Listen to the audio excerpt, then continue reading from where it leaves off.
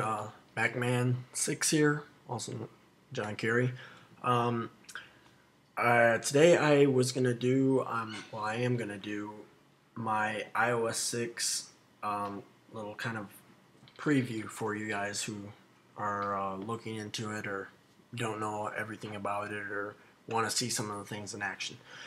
I was gonna do it a while back, and I did one, but I didn't upload it, and I guess it got deleted somehow. But I'm just going to show you the new iOS 6. We're on beta 3, 1 and 2, both passed.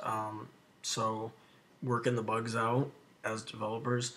So I'm going to first, I'm going to keep this plugged in. First thing I'm going to have to say is, first thing you'll probably, I gotta turn my brightness down because this is not gonna work. There we go. Alright. First thing is you'll notice a few things now. On mine it'll be a little bit harder to notice because I have them in a couple folders. But you'll notice a thing right here, the passbook. And if you take a look at the map app, it looks a little bit different than what it used to look like. So I'm going to start off this tutorial, and then if you want, I have my new iPad here, and I'm going to show you what's new on this one too. Since I'm showing iOS 6 off, I might as well. If I go to my home page, you'll see kind of, if I turn my brightness down on this too,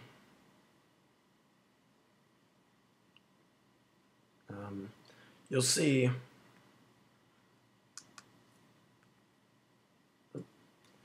a couple different things on here too, which is you'll see there's a new clock, and the map one is different. So those are the new features on there. I'll start off with maps, because maps is really one of the best things about iOS 6 that I can see right now. I really enjoy it, just because I've always wanted a GPS system, and I have one, but you know, this is with you all the time, and I think this is better than any type of GPS system. It works with TomTom, and so it's pretty good. Works with Siri, so it's hands-free. Everything's so intuitive about it. So I want to go, let's just say I want to go to Miami. So I'm going to tell Siri I want to go to Miami. I'm in the Maps app right now, which, I'm going to say I want to go to Miami. Give me directions to Miami. Getting directions to Miami. And now we're going to go and get directions to Miami, and it'll search routes. It'll give you a couple routes just like it used to. Then I can, Starting route to Miami. it'll automatically start. Head south on California Road. And then it'll give you, display's a little bright still. Let me turn that down. It'll give you the amount of feet till you're to the road or whatever, till you have to turn, and it'll give me an ETA of when I will arrive. Up at the top right there, it'll say ETA 5:19, and it says how many miles, how many hours, everything like that. So, and it gives me full traffic reports and all of that other great stuff. So that's really cool. Now, it also does that on the new iPad too, but well, the new iPad also is what I should say. But I'm going to use this as an example for the 3D maps, which is a new feature on the maps because this is bigger and you'll be able to see it a little bit better. So I'm going to go into my maps, and here I want to go to Chicago, Illinois. And let's see, let me get this up. Chicago, search. Let me do a... So right now, I am loading up Chicago, Illinois. Actually, I'm going to do Miami. I like Miami. And it's loading up a satellite image. I can do a standard first if I want. Okay, 1 second. My map's up. So now it's loading up a standard image of, or just a standard map of Miami. And so here I have Florida, and I'm going to go into Miami. I'm going to just zoom into Miami. And here I am. This is Miami on the map. Okay, cool. Whatever, same thing as the other thing. This is, but this is a bigger version, so it holds more places and stuff. Great. I'm gonna click. I'm gonna pull my little button. I'm gonna pull that aside like that, and I'm gonna click on hybrid or satellite. I'm just gonna go hybrid because it shows, So now it's gonna load the image of Miami. Cool. Now I really like the Miami Heat, and I like American Airlines Arena. So I'm going to kind of head in towards American Airlines Arena, which is right here, okay? And it's loading up right now. There's American Airlines Arena. Now, this is really awesome. This is, they're implying this to all cities and states around the globe. Bigger cities right now, like Chicago, things like that. Cupertino, even though it's not very big, it's the home of Apple.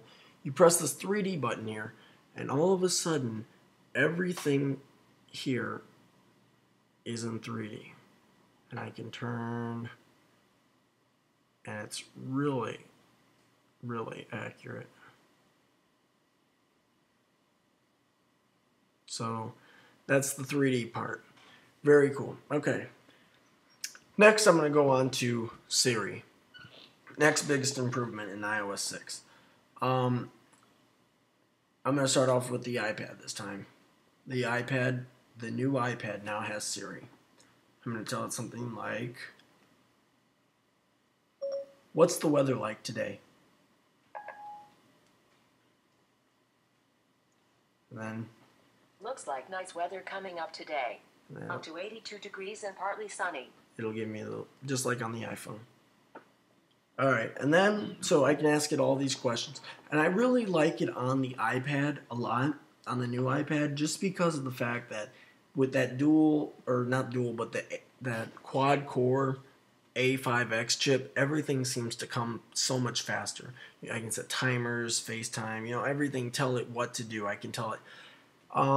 The next great thing about Siri, the next big improvement, is Siri opens apps for you. So I can say, open Sports Illustrated magazine. And then it opens my magazine and lasts where I was reading and whatnot. I can tell it, open photo booth. And then it's really fast on this new iPad, which is great. I really like it. I'm going to go back over to the iPhone now. They both do the same thing. I really wanted this in the first Siri to always ask it this question, but it wouldn't. It would always send me to the web, and that is Siri now knows sports, and that's a really, really, really convenient thing for someone like me because I like to know sports scores now. And yes, I can go into an app and look, but to have Siri just tell you right there out of nowhere, like, did the Red Sox win yesterday? And I said, did the Red Sox win? The Red Sox beat the White Sox by a score of 3-1 yesterday. And it's got this really cool animation right there. For each one, like I could say, did the Miami Heat win the playoffs? Let's see. Here are the scores for the Heat from April 28, 2012 through June 21st. And it's got like 2012. It's got their scores and stuff, and it shows. Too bad it's not closer to the NBA, or I could tell you some stuff about that. But another cool thing is I can ask it stats about a player or compare two different players. I can say, who has a better shooting percentage, Kevin Durant or LeBron James? One moment. Kevin from which team? Mallorca or Zaragoza? Who has a better shooting percentage, Kevin Durant or LeBron James?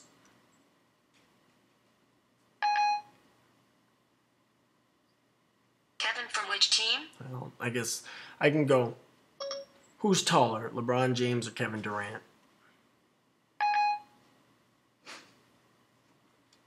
One moment. And it'll pull Kevin from which team? I don't Mallorca. Fuck you, Siri. Let me try it on the iPad. It's a little bit. Let me try this. Who's taller, Kobe or LeBron James? Let's see. LeBron James is 6'8". And then it would say that, it says Kobe's taller, okay. And then it gives you their sports cards and their side by side, which is really cool. I really wanted that, really like that a lot. Next feature I would like to show is Facebook integration to, if you look up here, we had our Twitter before, Twitter, Facebook, now we have Facebook. So now when we go into our, let's say I wanted to, let's go over here. I want to post a photo to Facebook. I just took a picture. I'm now in my photos, right? Here, I have my photo. I thought this one was funny, so I'm like, hey, I'm going to share that with my friends. I go and press that share button up there. It gives me a list of options. I want to post it to Facebook. So now I can type something, hit post, and then it'll give me a sound saying I posted it. And now it's on there. Other thing I think that's really cool is Facebook and Twitter are both integrated with Siri. Going back to Siri, I can say, post Facebook, I really love my iPad. Here's your new Facebook status. Ready to post it? Yes. So, really easy. Okay, I posted your Facebook status. And also does the thing. Now it doesn't vibrate on the here, so if you're in a silent mode or something, you won't really hear a sound, but you'll feel vibrations. And that's another feature that I really like on the iPhone part of iOS. If you go into your sounds, it'll give you a list, just like it always has for your text tones and stuff for different types. You can change, and then there's the Facebook one. And then what you can actually do is if you click on, like, let me see my ringtone right here, I can actually make and go, I can scroll around, and then I can actually click on the vibration button here and choose a custom vibration. Mine's like some really hardcore because sometimes I don't really notice my phone when it's vibrating and stuff, so I have this really kind of thing. So, and you can change it on every single one of your different type of notifications. You can send it on your sent, in, whatever, all of that stuff. So it's really nice to have. I really like that. Next thing I'm going to go into, I haven't used it yet. I haven't found the need for it. Just because of the fact that I don't really like not having my phone where somebody can contact me, but there is a thing called Do Not Disturb, and it's really nice. If people are like prank calling you and stuff, I guess you could put it on. That's the only time I've really wanted to put it on, but I haven't actually put it on. But you slide it on, and what happens is nobody can call you or text you or anything like that. So, like, let's say you're sleeping, or you're in an important meeting, you don't want to be disturbed, so something like that. And you can actually go into your notifications and set like an alarm for when it to turn on. So, and you can have certain people call you, so you can allow calls from, and I have mine set to my favorites, so the people on my favorites list can call me, which is nice, convenient, and so it's something nice. So I haven't used it, but I don't know how that's gonna work with people. I probably will never use it. Next thing I'm going to talk about, even though I don't have access to it because it's not released for the developers yet either, is this little icon, this new one called Passbooks. This I would actually use.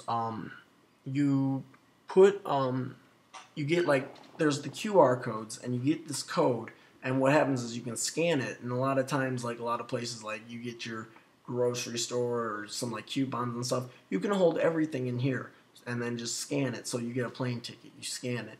You get a ticket to a baseball game, you scan it. Things like that. Your gift cards, all this other stuff you can scan right there. Everything's right here, so it's safe, and it's actually pretty nice.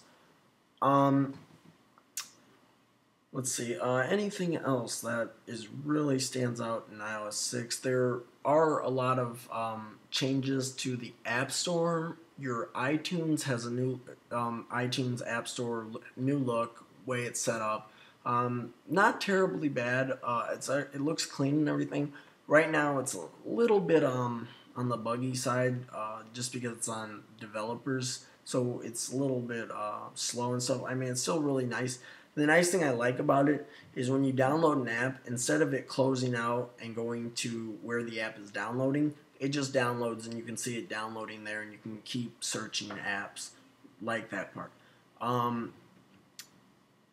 right now it's a little laggy, but they will have that fixed. I mean, I've had things like that happen before, and by the time the consumer product is out, it's great.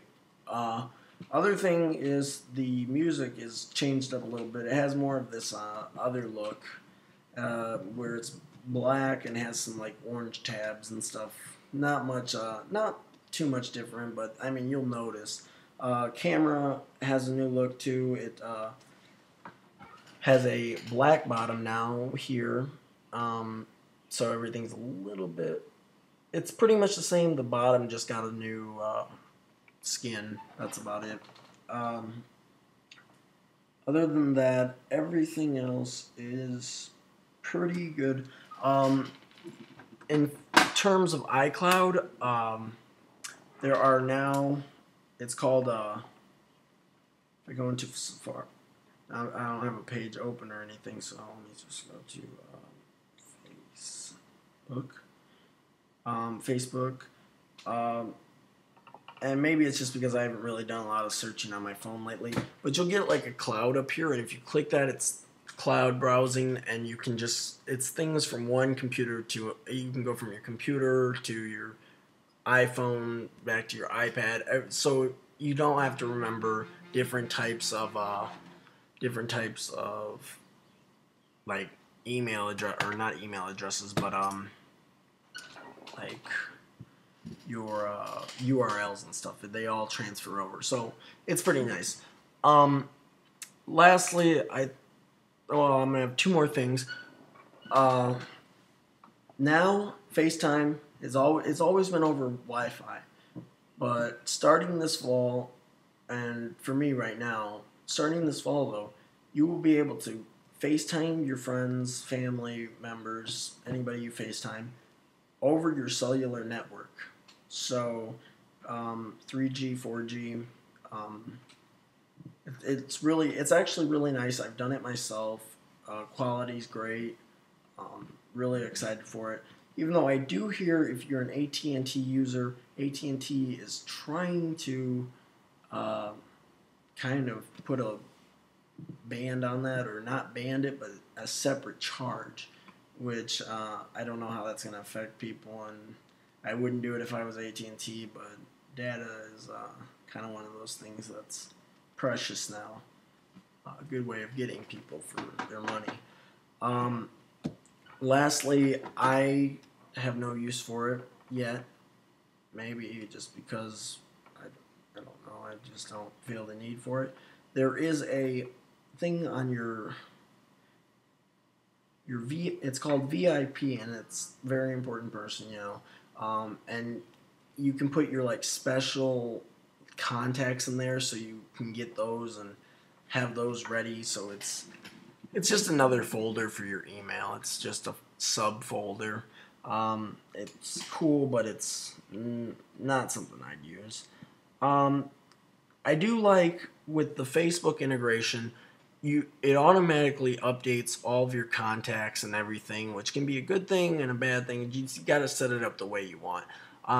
I like it because I have all my contacts now, which means I can contact anybody that I really need to if I don't have their number. Like the other day, I needed to call a friend, and I was like, oh man, wait, I have his number because it's on Facebook. It was really nice. The thing I did set up that was kind of a little bit pissed me off, but you know, I'll live through it. I can turn it off. Is on my iPad. I turned it off on my phone, but when I go to my notifications, it shows whose birthday it is every single time. Every day it'll show me whose birthday it is, and I can turn that off and whatnot. But yeah, it's just those events, you know. I mean, they're nice, but so I think eventually they'll fix things like that to where you can have events and birthdays, or I just haven't figured it out yet.